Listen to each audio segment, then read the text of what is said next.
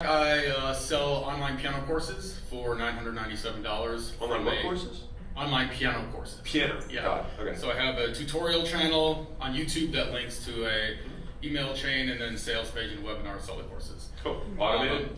What's up? The whole thing's automated? Yeah. Okay, got it. I'm at 1.4 million a year. I want to get to 3.6 million. Okay. And basically, I'm stuck at my long-form YouTube channel. I basically rank for almost all the learn piano for beginners type keywords.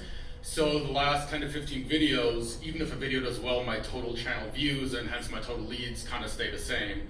So I tried doing this second piano prank street performer channel, which did really well, but didn't convert for anything. Like entertainment, not education. Yeah, entertainment. So I'm like, okay, I have basically 4 options I'm debating. Number 1, make really good content that's going to get less views because it's so in the weeds, but the people who are really into piano are going to like it. B, that then would translate into more sales? Yeah, if I have like more trust, maybe. Okay. B, really get into a different platform like Instagram and ManyChat and really like nail in that platform. C, learn how to run ads. Or D, really work on the conversion rate of my funnel and kind of shore that up. You might have a double in the conversion rate, but you're not going to have a 10x. So in terms of thinking through it, like you can like a couple of 10-20% lifts can get you a double, which obviously we can help you with. But like if the goal is 3.6, then like you could do conversion rate. It's the lowest risk thing that you can do in the business.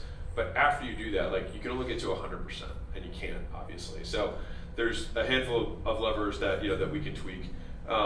In terms of the tooling, the messaging, how the hooks for the VSLs, the webinar, all that kind of stuff.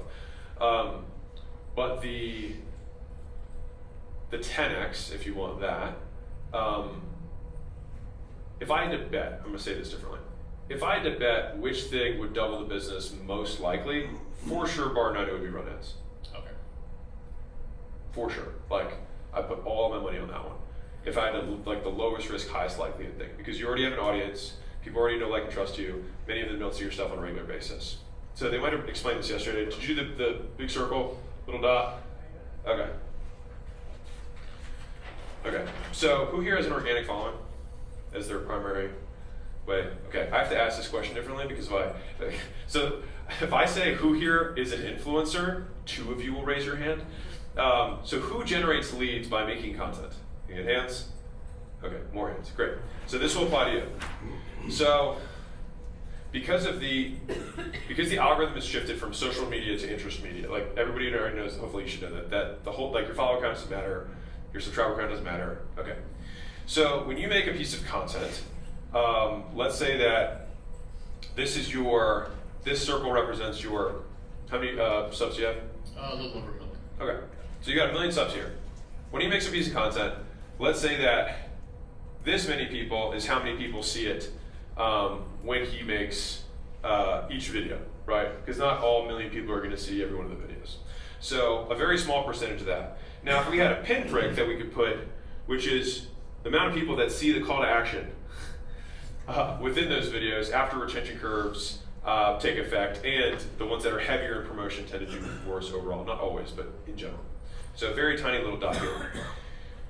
The benefit of ads is that ads not only reach the entirety of your million, but they also go to every other person that's found interest in your stuff who's just a lurker, which you probably have a 10 times bigger audience of people who have watched a video or 2 videos or 3 videos but just never hit the sub button, right?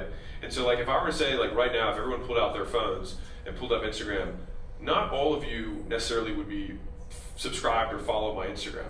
Many of you might consume that content and get displayed that content on your newsfeed or your discovery page because you watch it, so the algorithm knows you're interested in it, so it keeps showing it to you.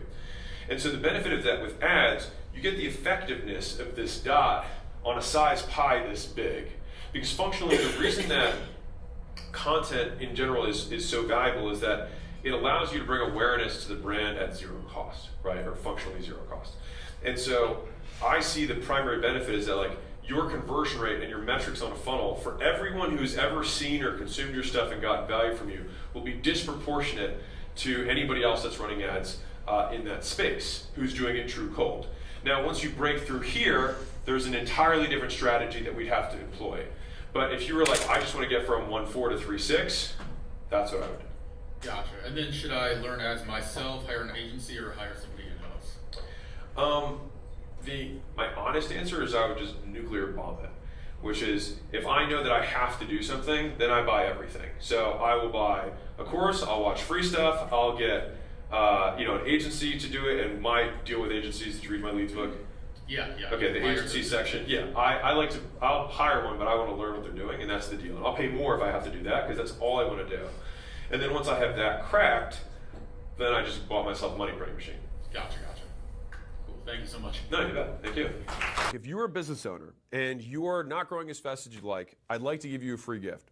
So my team and I put together the $100 million scaling roadmap, which is basically 200 hours of us looking over all the portfolio companies we've had and what stages of growth they went through, and more importantly, where they got stuck and how they got past it. And so we broke it into these 10 stages, and we made this little kind of quiz thing where if you put in your business information, it'll tell you where you're at, and the most important part for you, what to do for each of the functions of the business across product, marketing, sales, customer success, recruiting, IT, human resources, and finance. And so no matter what you're struggling with, someone else has already struggled with it and solved it. And so I'd like to give you this thing absolutely free. You can go to acquisition.com/roadmap, plug in your business information. And if you want us to actually help you deconstrain the business and you're trying to scale, we'd love to help you out. On the thank you page, you can just book a call with my team, and we will look at the business, see if we can help. And if we can, we'll invite you out to Vegas, and we'll do this in person live.